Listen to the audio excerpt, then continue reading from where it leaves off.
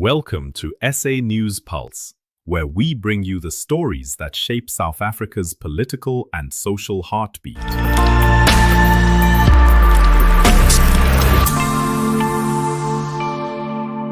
In this segment, we unpack a tense exchange in Parliament, where Action SA MP Dereleen James grilled NPA head Shamila Batohi over her alleged failure to act on multiple corruption complaints and emails from former Johannesburg Mayor Herman Mashaba.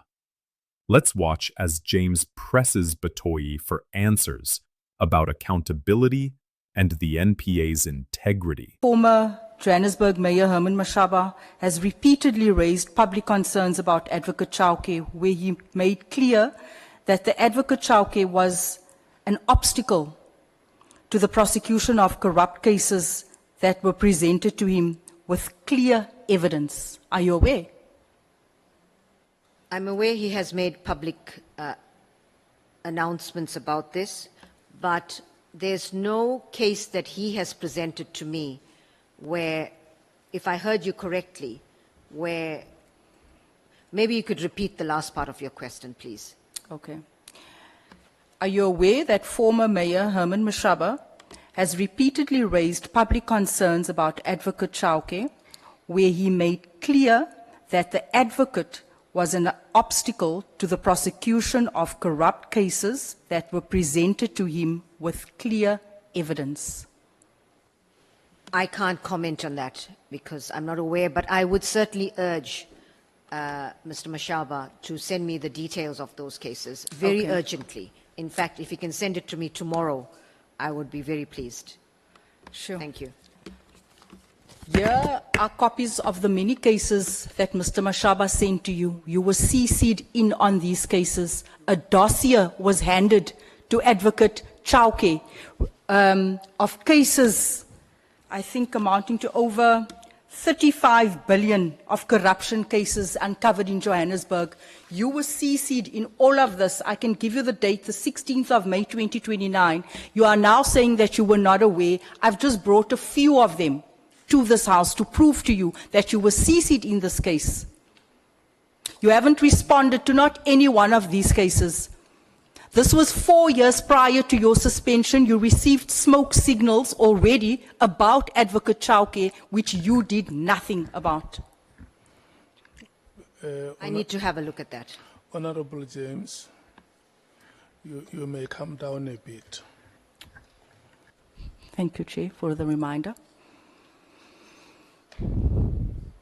I put it, you said earlier on that it wasn't brought to your attention. You said confidently you know nothing about it. I'm saying to you, 4 years prior, the suspension of Andrew Chauke, there were smoke signals. It was sent to you with evidence, with serious cases within the city of Joburg, and you ignored all of these emails.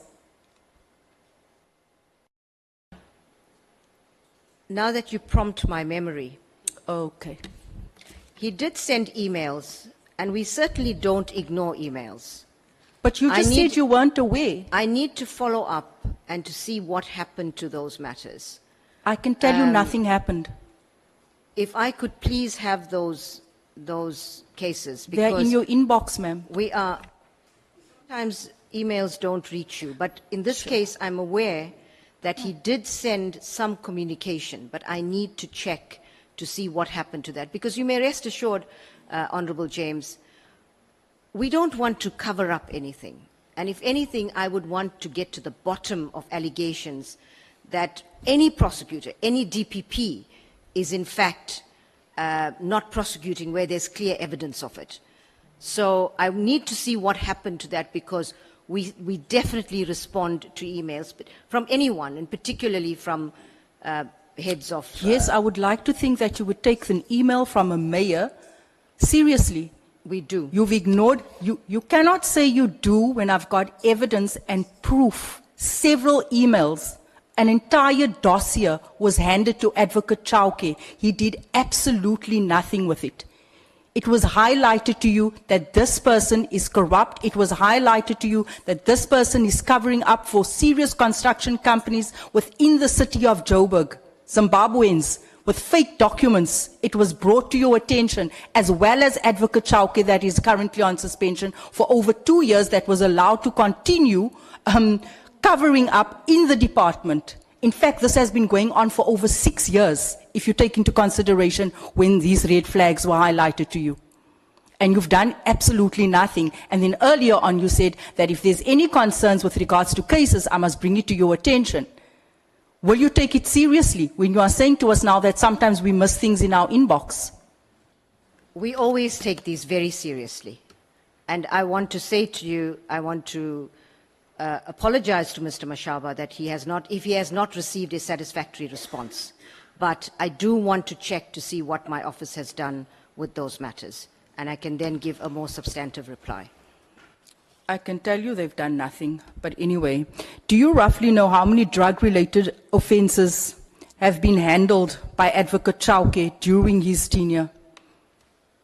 No. Are you aware of the conviction or the success rate in drug-related and other criminal matters prosecuted by Advocate Chauke's office in the South Gauteng division? Because that's where the bottleneck is when it comes to drug-related cases. South Gauteng division. I don't have the figures, but we can certainly get that. Okay. Would you agree that showing that Advocate Chauke frustrated the proper functioning of the criminal justice system in Johannesburg for so many years that there may have been some plausibility to General Kwanazi's allegations that certain prosecutors in the same environment were deliberately sabotaged to protect drug cartels? Before I can comment on that, I'd like to get details, proper details from General Mkwanazi about who he's referring to and what these allegations are about. Because they're just allegations, and I can't comment on allegations. I need the facts. Okay. The President only acted on your request. We all know this by now. July 2025, just days after General Kwanazi's press conference, alleging that corrupt prosecutors were aiding criminal syndicates, drug syndicates in Gauteng, right? Why do you believe the President waited almost 2 years to act on a matter raised by the country's top prosecutor 2 years later?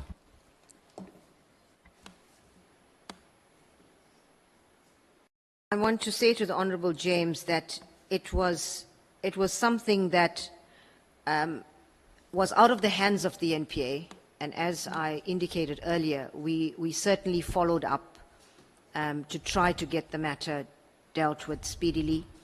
It was already, and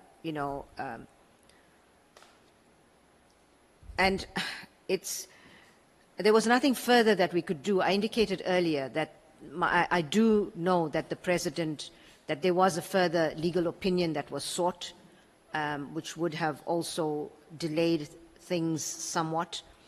But apart from that, I cannot really say why it took that long for the decision to be made. And during this time, what was Advocate Chauke doing? Was he continuing with his daily duties as usual, despite being connected to these cartels and to these persons? Well, there's no allegation that he was connected to cartels in this matter. But yes, he was the DPP in South Gauteng. And he continued, despite the red flags, he continued to do his daily work, and no one did anything. I agree. Only up until the 6th of June, when General Kwanazi made those allegations, suddenly, 2 weeks later, the President acts.